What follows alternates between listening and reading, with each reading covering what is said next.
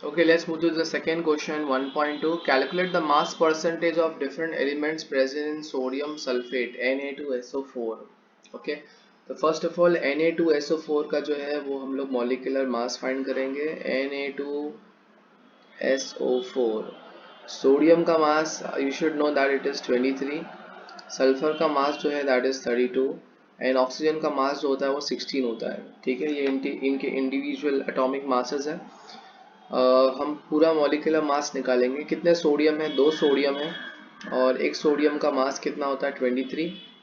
फिर next element आएगा तो क्या करना है? प्लस. कितने सल्फर है? एक ही सल्फर है तो 1 लिखने की ज़रूरत नहीं है और इनका मास कितना है? 32. नेक्स्ट एलिमेंट आएगा तो क्या करना है? प्लस. कितने ऑक्सीजन है? 4 ऑक्सीजन है और एक ऑक्सीजन का मास कितना है? 16. 16 फोर ज़ा कितना हो गया? 64. ओके, एंड ये हो गया हमारा 32 एंड 23 टू ज़ा हो गया 46. फाइन, तो इसका जो है फाइनल आंसर आएगा दैट इज 142 ग्राम्स पर मोल जो है इसका मोलर मास रहेगा. ठीक है. Mass percentage of different elements present in the sodium sulphate, मतलब हमें जो है सोडियम का मास परसेंटेज ऑफ Na निकालना है, जिसका फॉर्मूला क्या होगा? Mass of that element, mass of element into mass of the compound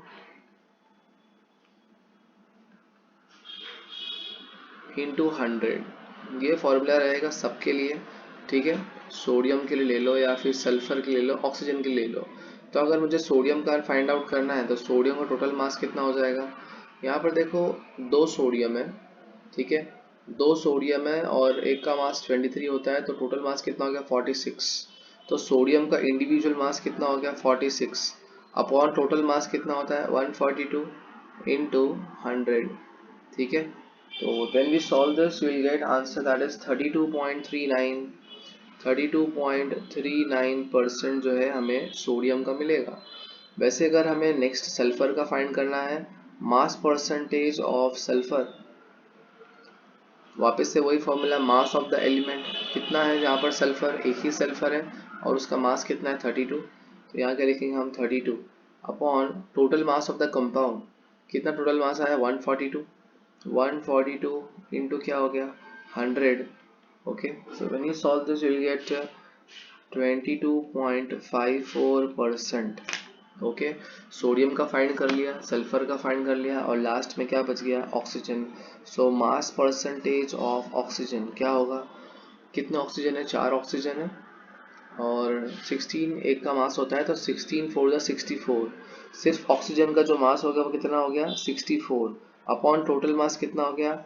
142 into what? 100. ठीक है, so when we solve this will get 45.07%.